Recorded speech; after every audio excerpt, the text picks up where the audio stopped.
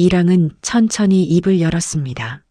범인은 남태석이 남태석 씨가 아닙니다. 아닙니다. 진짜 범인은 남태석의 진짜 아내 범인은 나재숙입니다. 남태석의 아내 제가 아니에요. 나재숙입니다. 제가 안 했어요. 순간 법정이 폭발했습니다. 그날 대한민국 재계 1위의 자리를 수십 년간 지켜온 대호그룹의 운명이 완전히 그리고 돌이킬 수 없이 뒤집혔습니다. 이야기가 궁금하시다면 시작 전 구독과 좋아요 버튼 부탁드립니다. 대호그룹 유통과 호텔, 백화점과 외식사업, 거기다 건설까지 대한민국 경제의 몇 대를 이어 굵직한 한 줄을 그어온 그룹입니다. 그 이름이 처음 세상에 알려진 것은 수십 년 전으로 거슬러 올라가지요. 창업주로부터 시작된 가문의 유산이 세대를 넘어 이어지면서 대호그룹은 단순한 기업을 넘어 하나의 왕국처럼 자리를 잡았답니다. 그리고 지금 그 왕국을 이끌고 있는 사람이 바로 60대 초반 남석중 회장이었습니다. 남석중. 오래된 재벌가의 둘째 아들로 태어난 그는 형제 중에서도 유독 강한 눈빛을 가진 사람이었습니다. 공과 사가 뚜렷하고 늘 냉철한 성품이고 사람보다는 숫자에 먼저 반응하는 사람이었습니다. 누군가는 그를 두고 냉혈한 사람이라 했고 또 누군가는 공정한 사람이다 했지만 그 어느 쪽이든 그가 타고난 사업가라는 사실만큼은 아무도 부정하지 못했지요. 직원도 임원도 심지어 자식에게도 오직 능력 하나로만 평가하는 사람. 그것이 남석중의 방식이었습니다. 어느 해 여름 임원회의에서 있었던 일은 지금도 회사 안에서 회자가 될 정도입니다. 30년 넘게 회장을 보좌해온 사장이 이번 사업은 조금 더 시간이 필요하다고 보고했을 때 남석중 회장은 서류를 한번 훑더니 아무 말 없이 자리에서 일어섰습니다. 준비 못한 사람은 결정권이 없습니다. 그것으로 끝이었지요. 30년 공이 단 한마디로 잘려버렸답니다. 그런 그였지만 매일 밤 회장실에 불이 꺼지고 비서들이 모두 퇴근한 시각이면 남석중 회장은 혼자 책상 서랍을 열었습니다. 거기엔 낡은 흑백 사진 한 장이 있었지요. 어깨를 나란히 하고 환하게 웃고 있는 두 청년. 한 명은 젊은 날의 남석중, 그리고 다른 한 명은 그의 형 남대석이었습니다. 형 남대석은 동생 석중과는 참 다른 사람이었습니다. 냉정한 집안 분위기 속에서 자라면서도 그는 늘 다정했고 따뜻함을 잃지 않았습니다.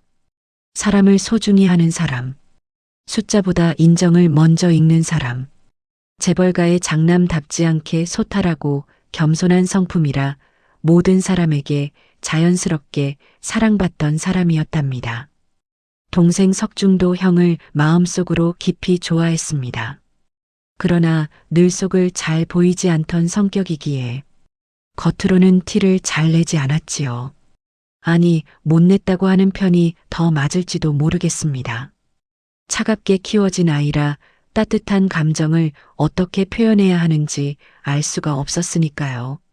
하지만 형과 같이 있는 순간만큼은 평소와 다르게 좀 따뜻하고 밝은 석중이 되곤 했습니다. 그런 형이 어느 날 동생에게 말했습니다. 석중아, 나 좋아하는 사람 생겼어. 너에게 소개하고 싶어? 이름은 양정희라고 했지요. 어느 날 형은 석중에게 양정희를 소개시켜줬습니다. 맑고 순한 눈을 가진 예쁜 여자였습니다. 대단한 집안도 아니었고 가진 것도 많지 않았지요. 한마디로 두 형제의 집안과는 상황이 너무 맞지 않았던 그런 집안의 여자였습니다. 그리고 한 가지 아주 중요한 것이 더 있었습니다. 그 여자에게는 이른바 신기가 있다는 소문이 있었거든요. 집안 어른들께 그 소문이 흘러들어갔고 곧바로 집안은 난리가 났습니다. 재벌가에 그런 출신의 여자가 어울린다는 건 누가 봐도 될 일이 아니라는 거였지요. 가문에서의 반응은 냉담했습니다. 아니, 차갑다 못해 모진 것이었지요. 장남 대석은 그럼에도 물러서지 않았지요. 장남 대석이 꿈쩍을 안 하자 집안 어른들은 양정희를 대놓고 멸시했고 큰아들 대석과 계속 만난다면 양정희 집안을 풍비박산 내겠다며 협박까지 했습니다. 집안의 반대가 너무 완강했고 심지어 양정희와 양정희의 집안에까지 힘을 써 무너뜨리려 하는 부모님이 너무 원망스럽고 힘겹던 장남 대석은 추운 겨울 어느 날 스스로 세상을 등지고 말았습니다. 그것으로 대석과 양정희의 가슴 아픈 사랑은 짧게 끝나버렸습니다. 형의 죽음 이후 양정희는 자취를 감췄습니다. 집안에서 손을 쓴 것인지 스스로 떠난 것인지 그 어떤 것도 분명하지 않았고 그 누구도 알 수가 없었지요. 어느 쪽이든 양정희가 어디서 어떻게 살고 있는지 아는 사람은 아무도 없었습니다. 그리고 그렇게 모두에게 잊혀졌습니다. 남석중 회장은 그 이후로도 오랫동안 정말 좋아했던 형을 잊을 수가 없었고 마음 둘 곳 없는 남석중 회장은 자신이 살기 위해 점점 더 차가운 사람으로 살아가게 되었습니다. 정말 오랜 세월 혼자만의 시간에는 늘 형과의 사진을 꺼내 바라보곤 했답니다. 형, 내가 잘하고 있는 건가? 이미 세상에 없는 형에게 매일 밤 혼자 건네는 물음이었습니다. 그 물음에 대한 답이 수십 년이 지나서야 찾아올 줄은 그 자신도 전혀 알지 못했습니다. 대호그룹 남회장의 장남 남지훈. 재벌 2세라는 말이 이 남자에게만큼은 조금도 어울리지 않았습니다. 이른 아침 그룹 회장실이 있는 고층 건물 로비. 말끔한 정장 차림의 임원들이 바쁘게 오가는 사이 지훈은 혼자 구석 벤치에 앉아 이어폰을 꽂고 있었지요. 그가 듣고 있는 건 쇼팽이었답니다. 명품 레스토랑보다 골목 식당을 좋아하고 리무진보다 지하철을 더 편하게 여기는 남자. 사업 보고서보다 피아노 선율 쪽에 더 오래 귀를 기울이는 남자였지요. 한 번은 신사업 기획 보고를 마친 자리에서 아버지 남 회장이 지훈의 생각을 물었을 때 지훈은 잠시 망설이다 솔직하게 얘기를 꺼냈습니다. 회장님, 사실 전 이 사업보다 직원들 복지에 먼저 투자하고 싶습니다. 회의실이 순식간에 싸늘해졌지요. 남석중 회장은 미간에 힘을 주었고 지훈은 그날 회의실 밖으로 쫓겨났습니다.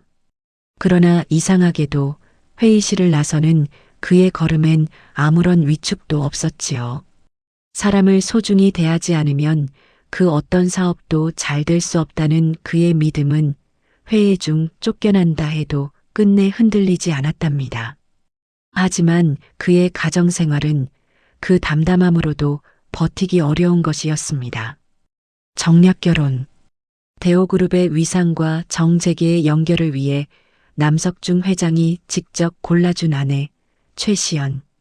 이름만 대면 다 아는 명문가 출신으로 외모도 학벌도 집안도 흠잡을 데 없었습니다. 하지만 장남 지훈과 아내 시연, 두 사람 사이엔 처음부터 사랑은 없었습니다. 시연은 결혼을 하나의 계약으로 받고 지훈은 그 계약을 지키려 최선을 다했지만 계약이 사랑으로 바뀌는 일은 끝내 오지 않았지요. 결혼 2년 차에 딸 하유리가 태어났고 지훈은 그 아이만큼은 온 마음으로 사랑했습니다.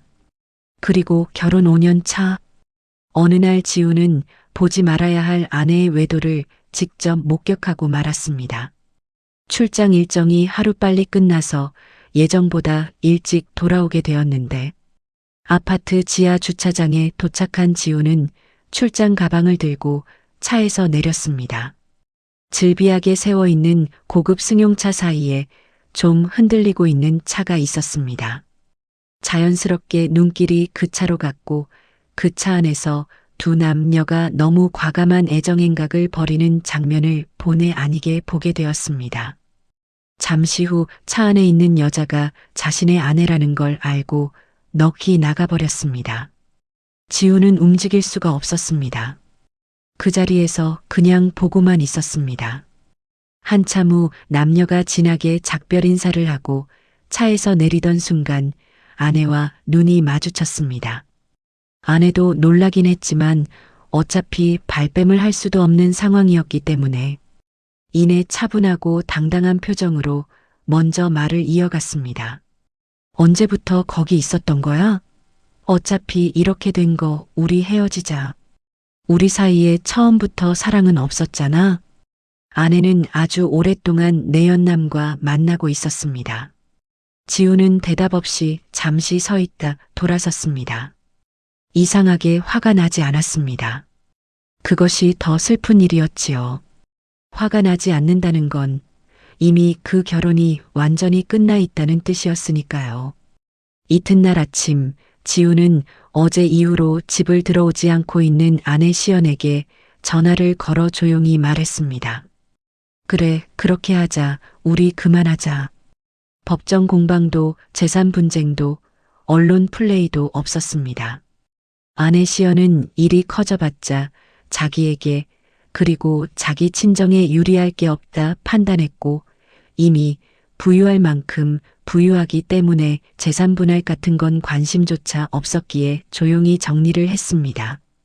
지우는 아내 시연에게 하나만 단호하게 요구, 아니 통보를 했습니다. 딸 하율. 딸 하율은 자신이 키운다는 것이었습니다. 시연은 흔쾌히 동의했습니다. 그녀에게도 육아는 애초에 계획된 일이 아니었으니까요.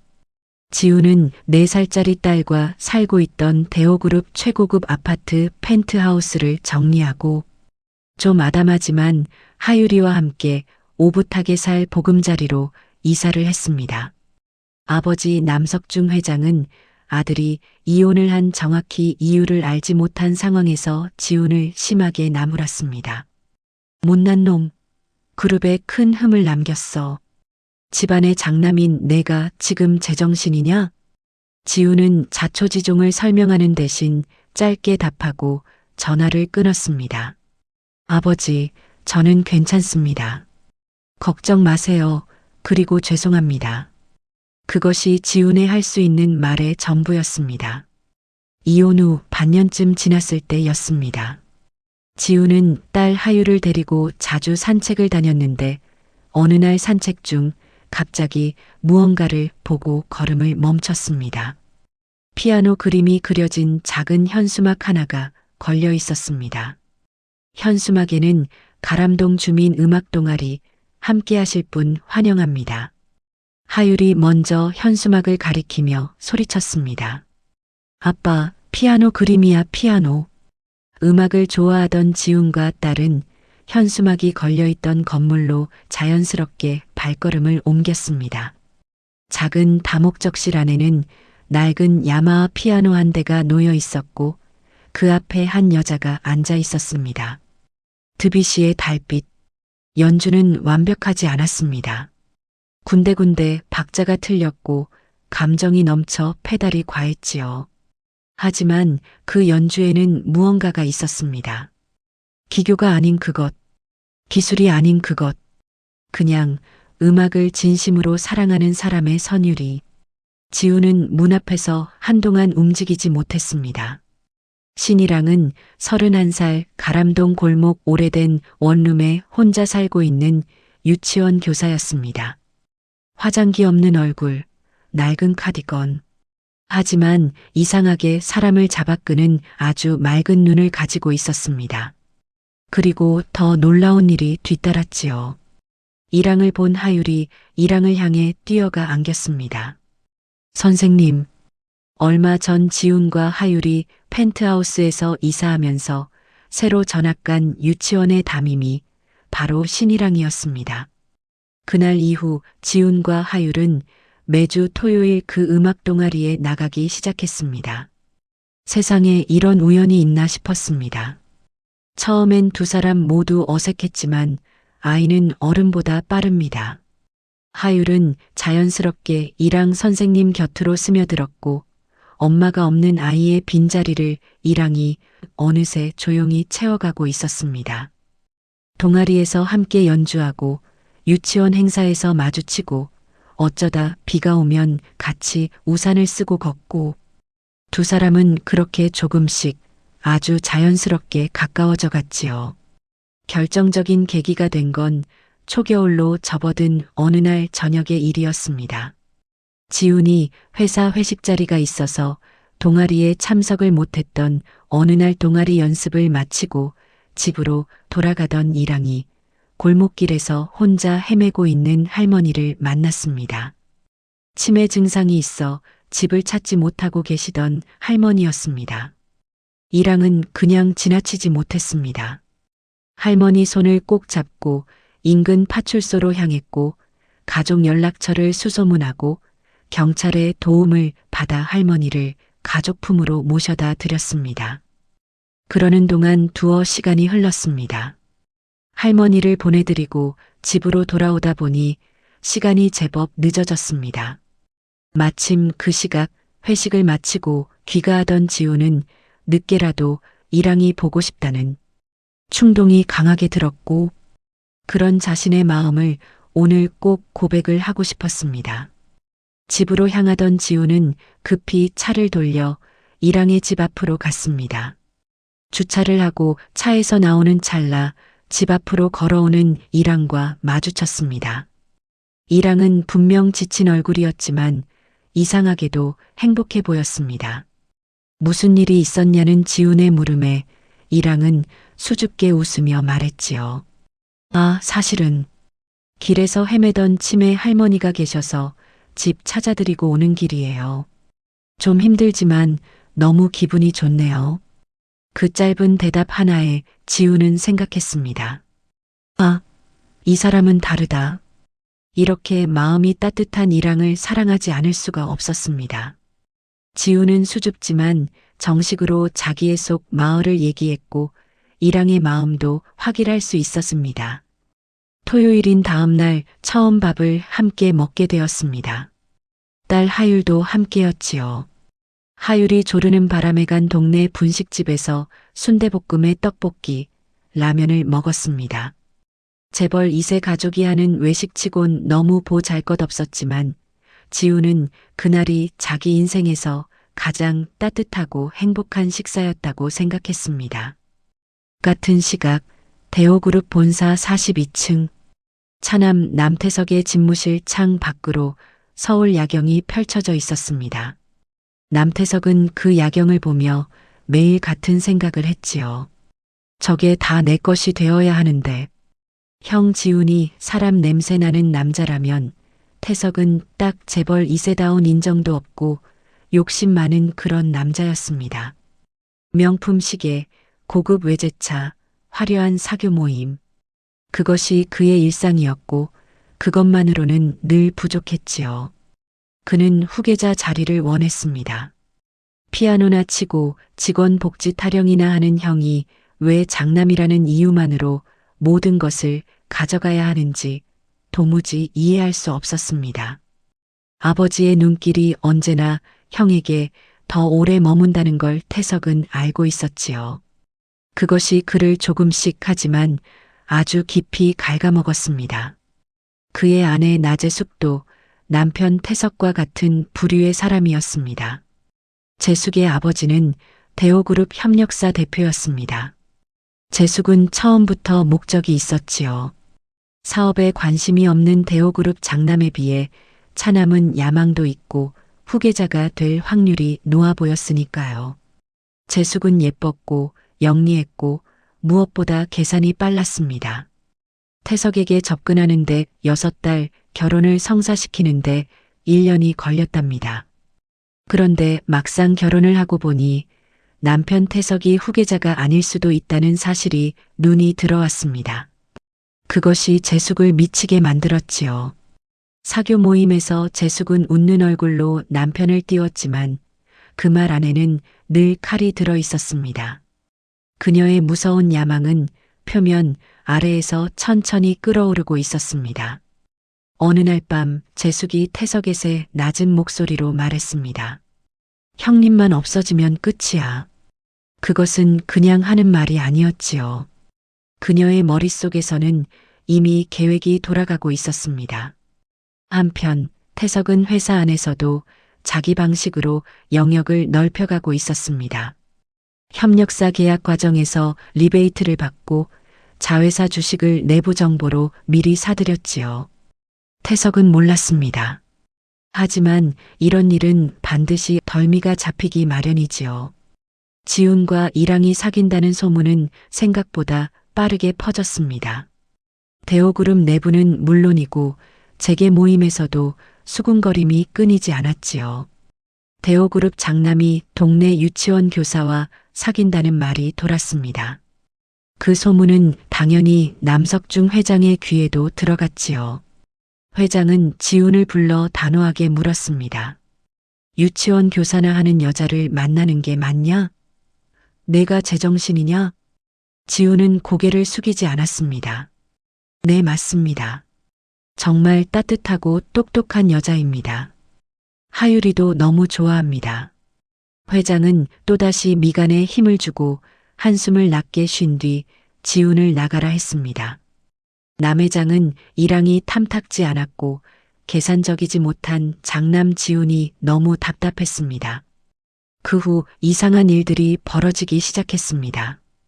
지훈의 생일날 가족들이 모인 화려한 생일 파티 자리에 지훈은 가족들에게 이랑을 소개시키겠다고 데리고 왔습니다. 이랑은 숨막힐 만큼 긴장한 얼굴로 조용히 앉아 있었지요. 회장은 처음부터 이랑을 무시했습니다. 동생 부부 태석과 재숙은 자기들끼리만 대화를 하다 이랑을 흘끔거리며 비웃었습니다. 그런데 식사 중에 이랑이 남 회장에게 조심스럽게 입을 열었습니다. 회장님, 얼마 전 체결된 그룹 호텔 사업부 협력사인 B사와의 계약에서 계약서상 수익 배분과 계약 조건이 회장님이 알고 계신 내용과 맞게 되어 있는지, 실제 계약 관계상 문제는 없는지 다시 확인을 좀 해보신 것도 좋을 것 같습니다. 남 회장은 뜬금없는 이랑의 얘기에 의아한 듯 눈썹을 치켜 올렸습니다. 지금 나에게 환심을 사려고 우리 그룹 사업에 대해 이런 황당한 얘기를 늘어놓는 건가? 지훈은 이랑을 잠자코 보고만 있었습니다. 이유를 알고 있었기 때문이죠. 얼마 전 지훈이 이랑에게 고백을 하던 날 이랑은 자신에게 보통 사람이 가지면 안 되는 약간의 신기가 있음을 얘기했습니다. 이랑도 지훈이 너무 좋았기에 언제가 알게 될 수도 있는 자신의 비밀을 숨기지 않고 알려야 한다는 생각에 조심스럽게 얘기를 했던 것입니다. 파티 식사 중 아내와 거들먹거리던 차남 태석은 갑작스런 이랑의 얘기에 말을 멈추고 얼음이 되었습니다. 뭔가 잘 못될 수도 있겠다는 직감에 애써 태어난 척했지만 그의 심장은 요동치고 있었습니다.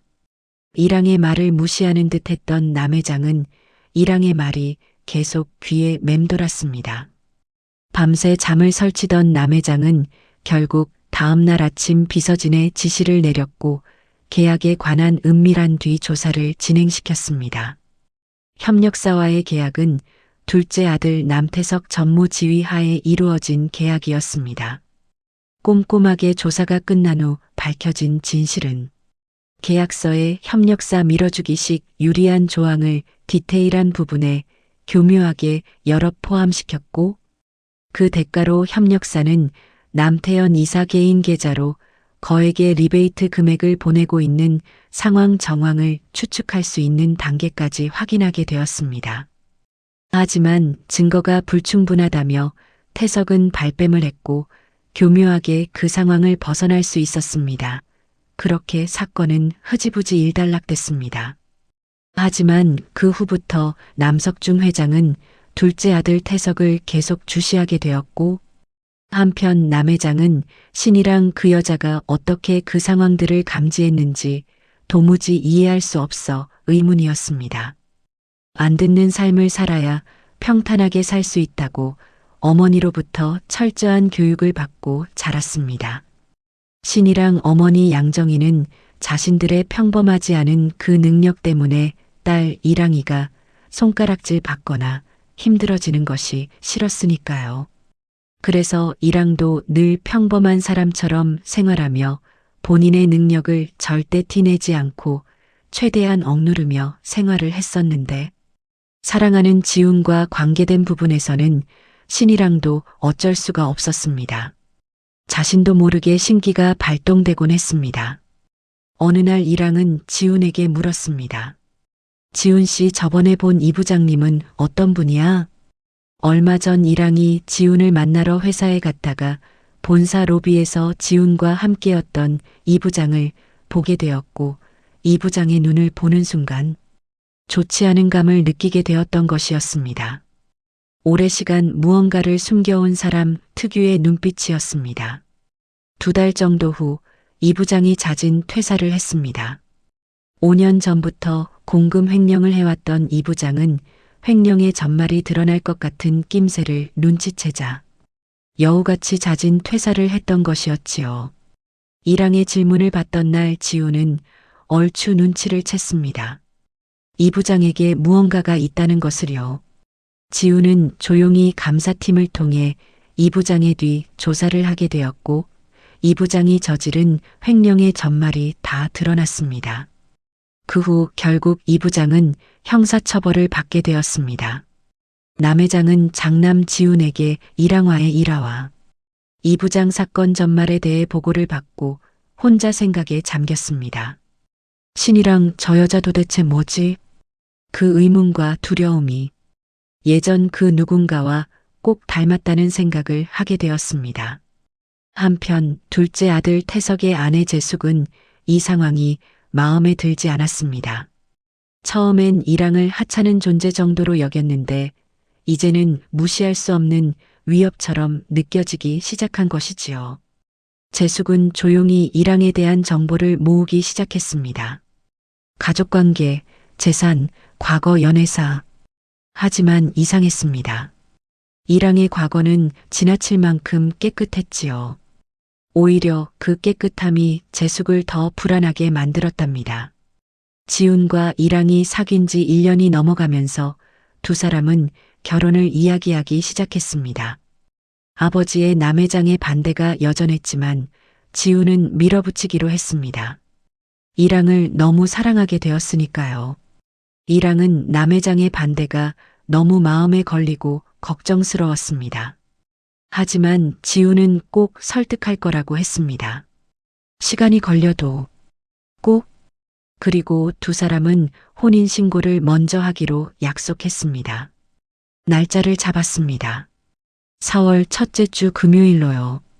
드디어 혼인신고 전날 저녁. 지훈은 좀 떨리는 마음으로 예쁜 인형을 하나 사서 딸 하율에게 가는 중이었습니다.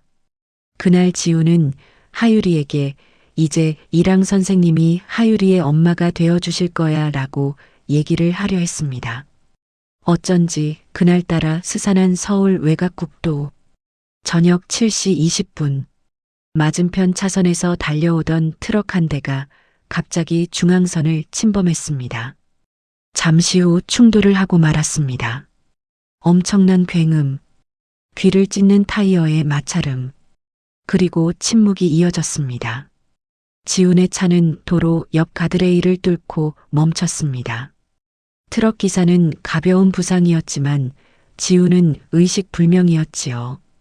119가 도착했을 때 그는 에어백에 얼굴을 묻은 채 미동도 없었습니다. 병원으로 후송 후 담당 의사는 고개를 저었습니다. 뇌 손상이 심해 회복 가능성을 장담하기 어렵다고 했습니다.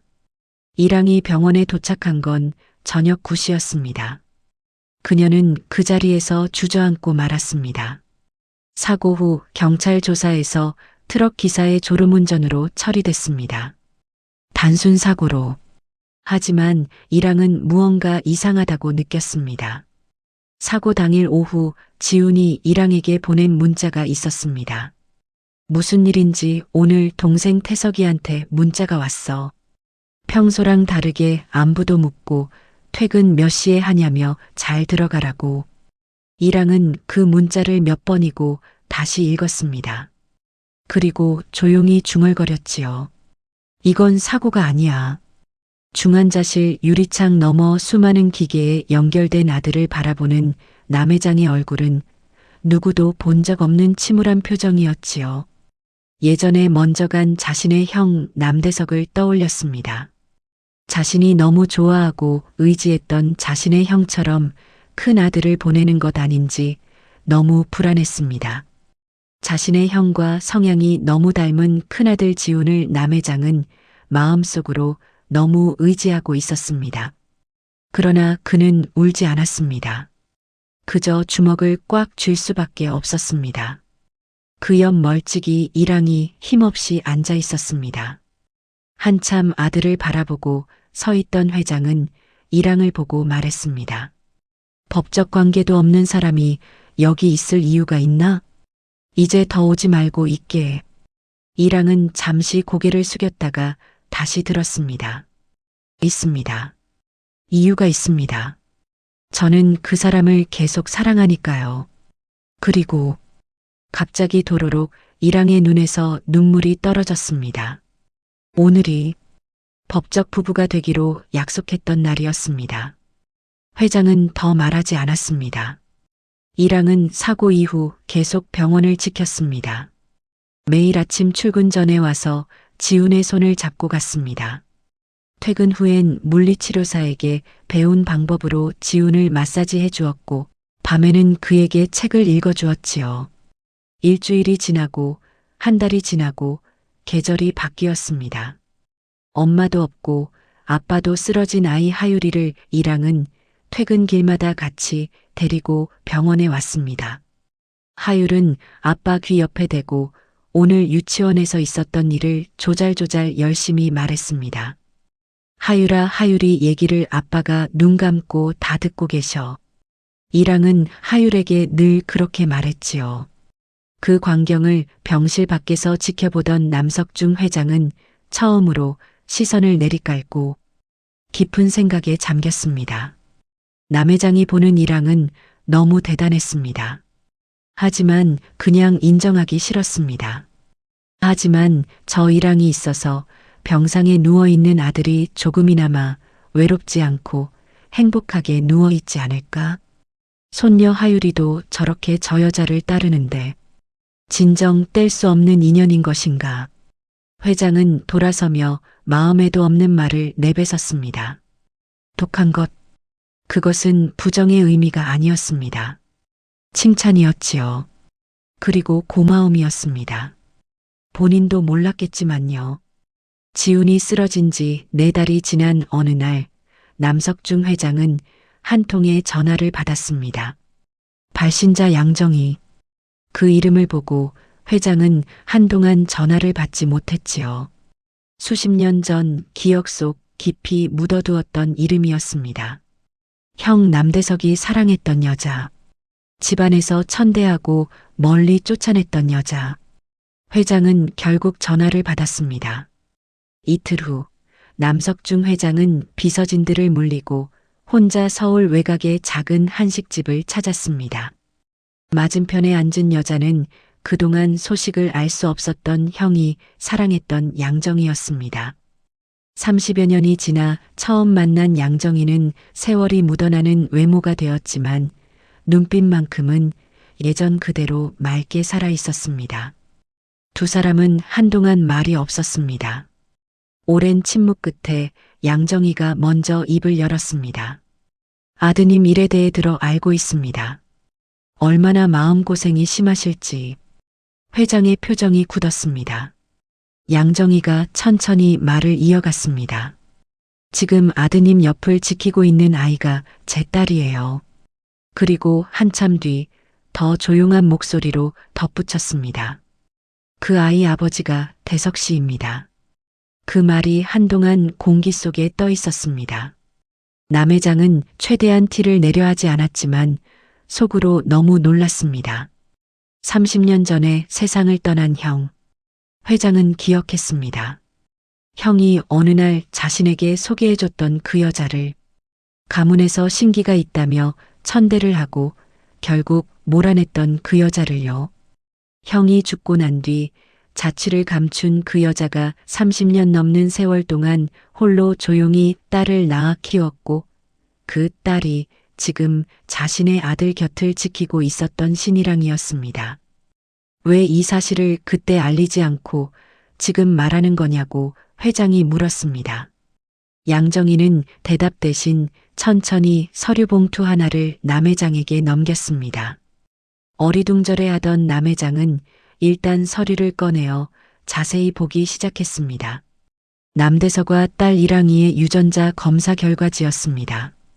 결과는 99% 일치. 그때 양정희가 다시 말을 시작했습니다. 그 당시 아이의 존재를 밝히기에는 두려움이 있었습니다.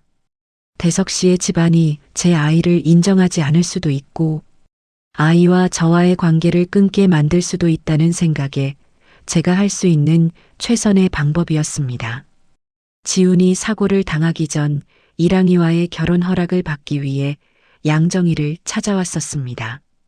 지훈이 어떤 집안 자제인지 듣고 난 이후 엄마 양정희는 며칠 잠을 이루지 못했습니다.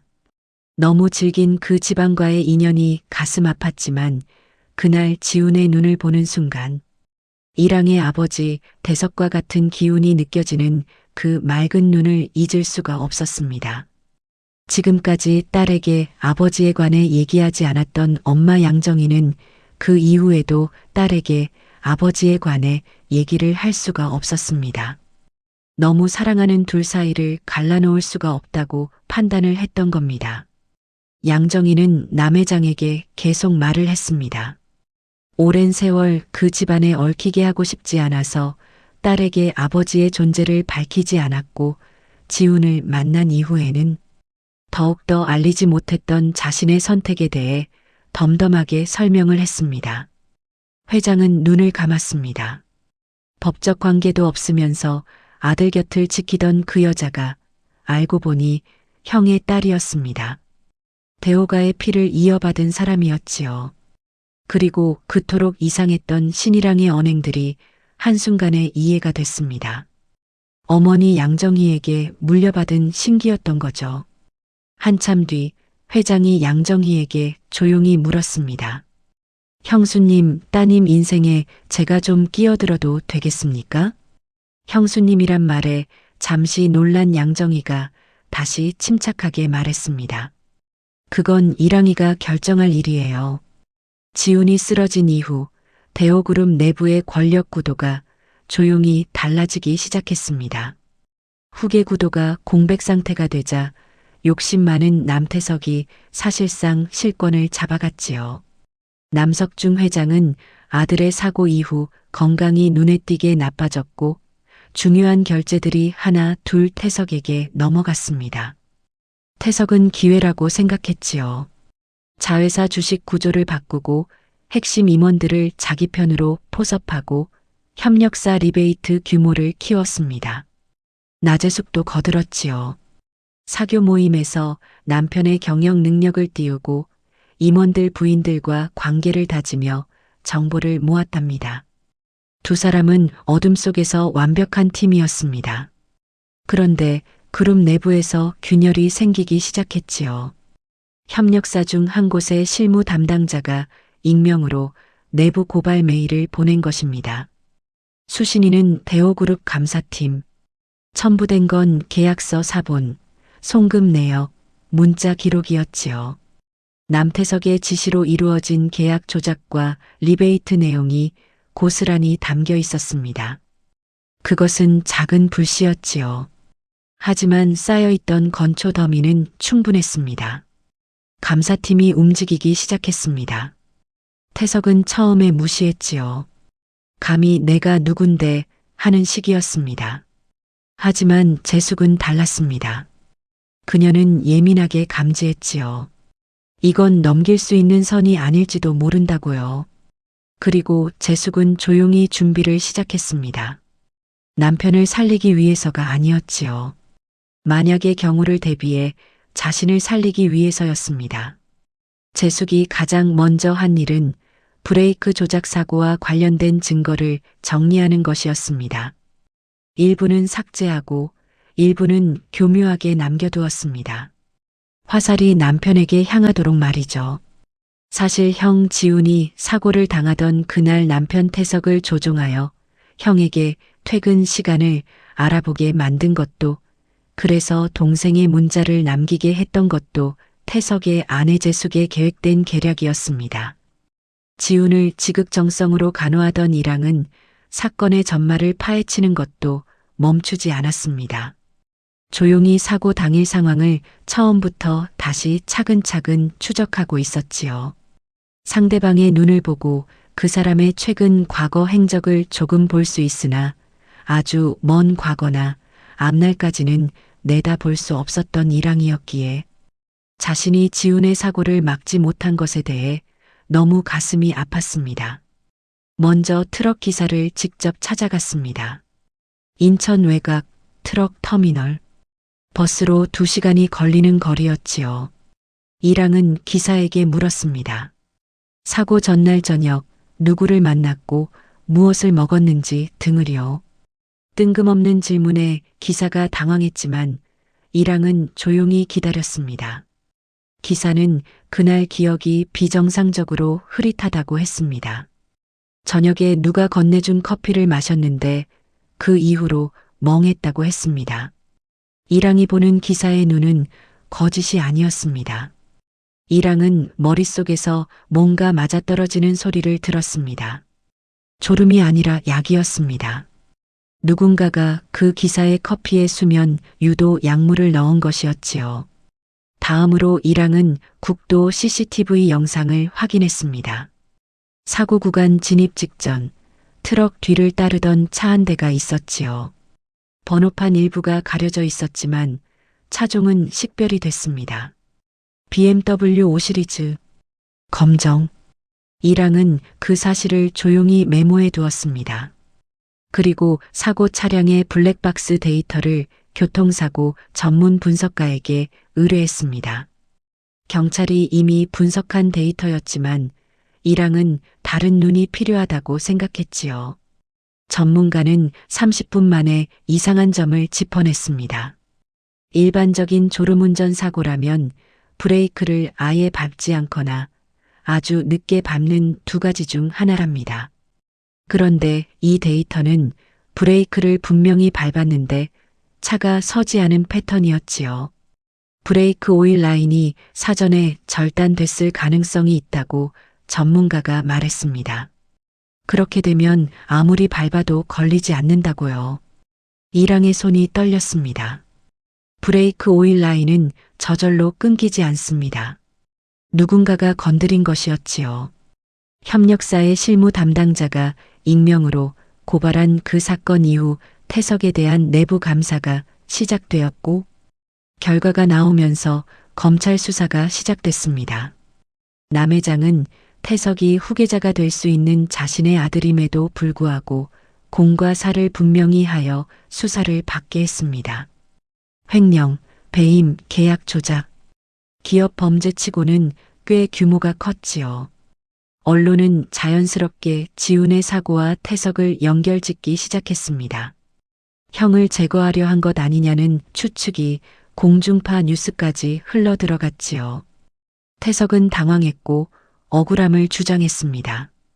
재숙은 그런 남편 옆에서 차분하게 변호사를 믿으라고 말했지요.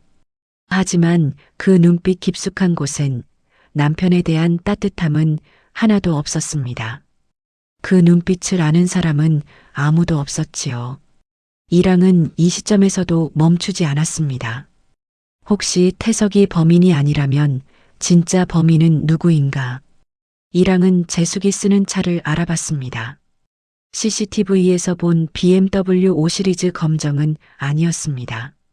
이랑은 재숙에 대해 계속 파고들었습니다.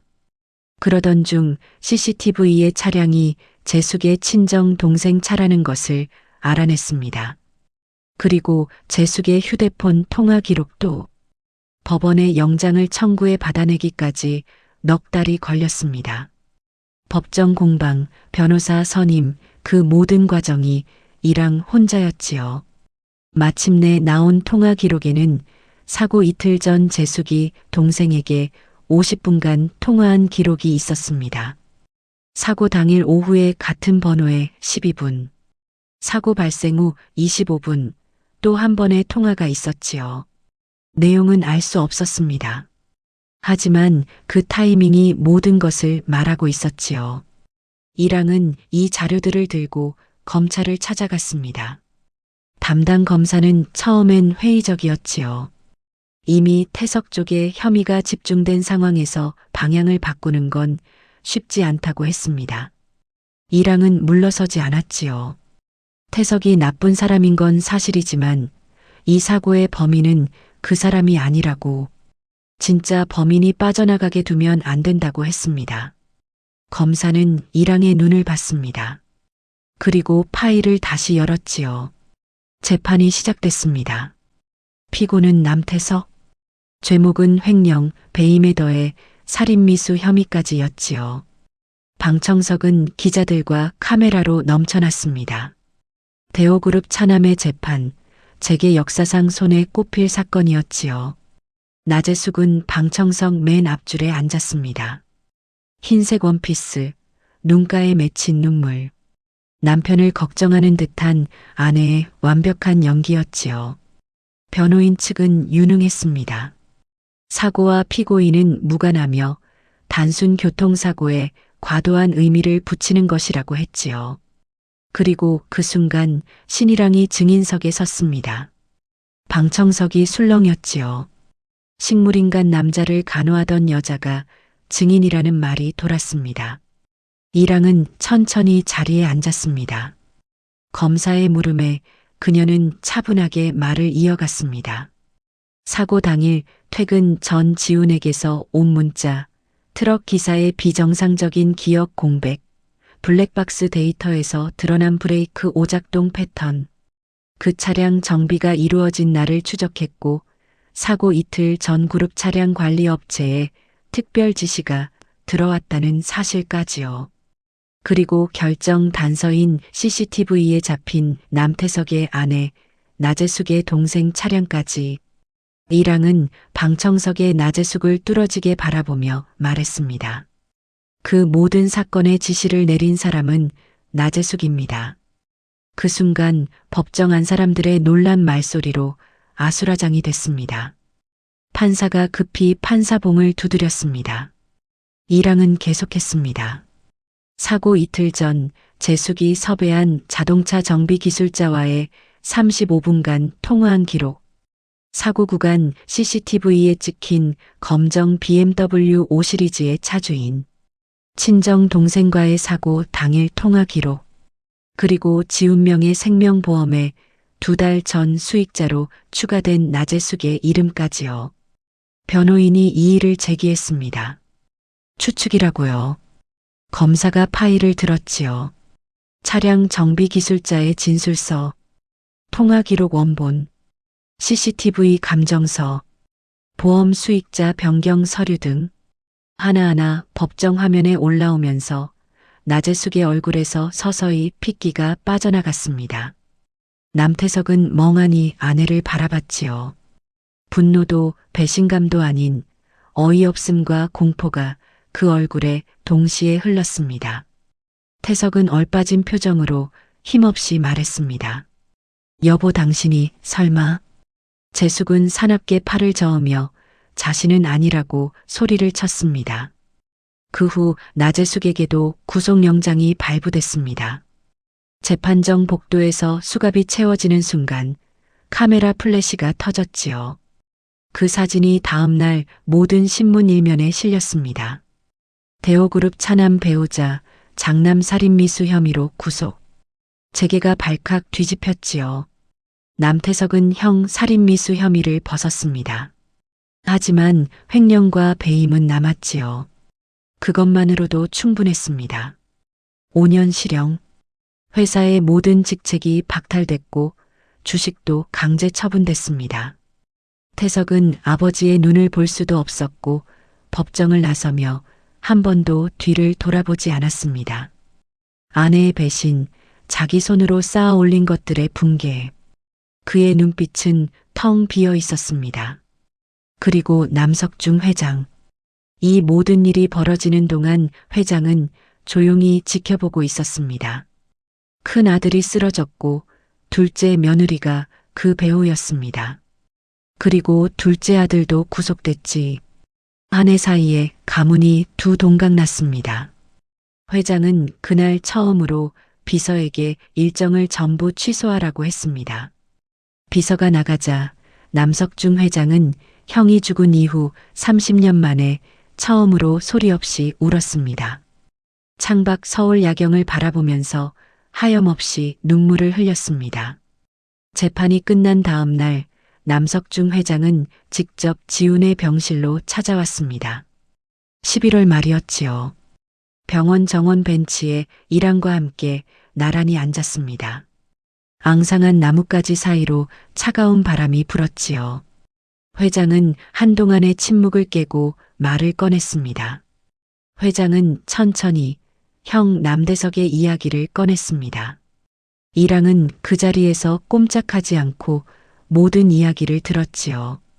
이야기가 끝났을 때 이랑의 뺨에 눈물 한 줄기가 흘렀습니다. 회장이 말했습니다. 그래, 이랑이 내가 평생 잊지 못하고 그리워하던 내 형의 딸이다. 이랑은 오랫동안 말을 하지 못했습니다. 어머니께도 듣지 못했던 아버지와 어머니의 아픈 사연을 갑자기 듣게 된 이랑은 너무 혼란스러웠고 어머니가 어머니의 눈을 읽지 못하게 자신을 교육시켰던 속 깊은 이유를 그 순간에 알게 되었습니다. 회장은 그런 이랑의 얼굴을 바라보다 말했습니다. 넌 지훈이가 쓰러지기 전부터 그 자리에 있었다. 대호가 피가 흘러서 널 인정하는 것이 아니야. 그동안 보여준 너라는 사람에 대해서 나는 너무 많이 반성하게 되었어. 너는 돌아가신 형님이 내게 보내주신 선물인 것 같다. 이랑이 눈물을 닦으며 들었습니다. 저는 그냥 지훈 씨 그 사람이 좋았어요. 회장은 말없이 고개를 끄덕였지요. 자기도 안다고. 긴 침묵이 흘렀습니다. 두 사람은 그렇게 오래 앉아 있었습니다. 말이 없어도 전달되는 많은 것들이 있었습니다. 지훈의 사고 후 3년이 흘렀습니다. 지훈은 끝내 눈을 뜨지 못했습니다. 회복 가능성을 더 이상 기대하기 어렵다는 의사의 말이 나왔을 때 이랑은 고개를 한번 끄덕이고 아무 말도 하지 않았습니다. 그날 밤 혼자 병실에 앉아 지훈의 손을 꼭 잡고 이랑은 말했습니다. 나는 후회 없어요. 당신이 좋았고 하율이도 좋았고 그게 다예요. 지금까지 살아줘서 너무 고마워요. 하율이는 제 딸로 잘 키울 거예요. 걱정 말고 이제 편히 가도 돼요. 이랑의 말을 알아듣기나 한 듯 지훈은 그날 새벽 4시쯤 조용히 숨을 거뒀습니다. 조용하고 엄숙한 장례식이 치러졌지요. 언론에 알리지 않았습니다. 재계 관계자들도 초대하지 않았고 오직 가족만 모인 자리였습니다. 그곳에서 이랑은 최대한 울지 않으려고 노력했습니다. 대신 하율의 손을 꼭 잡고 있었지요. 7살이 된 하율이 물었습니다.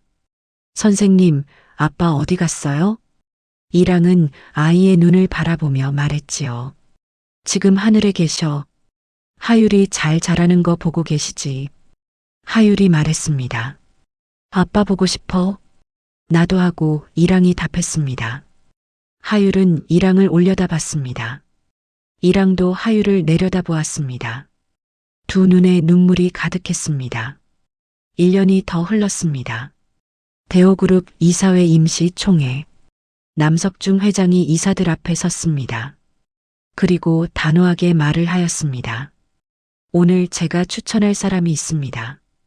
바로 신이랑입니다. 술렁임이 이렇습니다. 유치원 교사 출신, 경영 경험이 없는 사람이라는 말들이 나왔지요. 회장이 말했습니다. 이 사람은 그룹 회계 부정을 먼저 감지했습니다. 임원의 비리를 먼저 알아봤지요. 법적 지위도 없이 혼자서 진범을 법정에 세웠습니다. 그리고 그 모든 것을 아무런 대가 없이 했습니다. 잠시 멈추고 회장은 이사들을 둘러봤습니다. 이 사람이 경영을 배우는데 얼마나 걸리겠습니까? 그리고 바로 또 말을 이어갔습니다. 여러분 중에 이 사람만큼 사람을 정확히 볼 수 있는 분이 계십니까? 그 누구도 답을 할 수 없었습니다. 표결 결과는 찬성 9, 반대 2 기권 1이었습니다. 신일항이 대호그룹 신규 경영 책임자가 되던 순간이었습니다. 결의서에 도장이 찍히던 날, 일항은 그 자리에서 오래 앉아 있었습니다. 옆에 남석중 회장도 앉아 있었습니다. 일항이 잘할 수 있을지 모르겠다고 했습니다. 회장이 말했습니다. 경영 능력은 배우면 된다고요. 그런데 그것보다 더 중요한 것이 있다고 했습니다. 회장은 잠시 창밖을 바라보다 말했지요. 처음부터 알았어야 했는데 자신은 이제야 알게 되었다며 능력이 돈이 우선이 아니라 사람이 우선이야 한다. 오래전 죽은 형과 사고로 떠나게 된 자신의 큰아들 지훈이 그리 외치던 그 중요한 사실을 남 회장은 이제야 깨달았던 것입니다. 총회장에서 내려다 보이는 서울의 밤은 환히 빛나고 있었습니다. 그로부터 6년 후 대호그룹은 달라졌습니다. 직원 복지 1위 기업, 협력사 상생 경영 모범 사례, 환경 경영 부문 국내 최초 인증, 일항이 이뤄낸 것들이었지요. 하율은 이제 중학생이 됐습니다. 여전히 주말이면 일항의 손을 잡고 동네 음악 동아리에 나갑니다. 낡은 피아노, 하율이 연주하고 일항이 옆에서 박자를 맞춰줍니다. 완벽하지 않아도 됩니다. 함께 한다는 것이 그저 행복할 뿐이었습니다. 일항은 가끔 연주를 멈추고 허공을 바라봅니다. 그 눈빛이 어딘가 먼 곳을 향해 있을 때 하율은 압니다. 선생님이 아빠를 생각하고 있다는 걸요. 하율은 말하지 않고 조용히 피아노를 칩니다. 아빠가 좋아하던 쇼팽을. 인간은 참 이상한 존재입니다. 태어난 집안, 가진 돈, 가진 권력으로 서로를 평가하고 그 평가로 서로를 밀어냅니다. 하지만 결국 무너지는 건 늘 그것들이었습니다. 모든 것을 가졌던 사람이 쇠고랑을 찾고 아무것도 없던 사람이 가문을 이어받았지요. 신일항이 처음부터 가진 것은 아무것도 없었습니다. 배경도 재산도 법적 지위도요. 하지만 그녀에게 하나 있는 것이 있었지요. 끝까지 사람 곁에 남는 것. 그것 하나였습니다. 어쩌면 진정한 가족이란 혈연이 아닌지도 모릅니다. 끝까지 곁에 남아주는 사람. 그것이 진정 가족일지 모르겠습니다. 오늘의 이야기는 여기까지입니다. 앞으로 계속 이런 이야기 함께 나누고 싶으시다면 좋아요와 구독 버튼 꾹 눌러주세요. 여러분이 눌러주시는 버튼 하나가 정말 큰 힘이 됩니다. 다음에 또 가슴 울리는 사연 가지고 찾아오겠습니다. 오늘 하루도 행복한 하루 보내시길 바랍니다. 감사합니다. 지금까지 기막힌 인생 편지였습니다.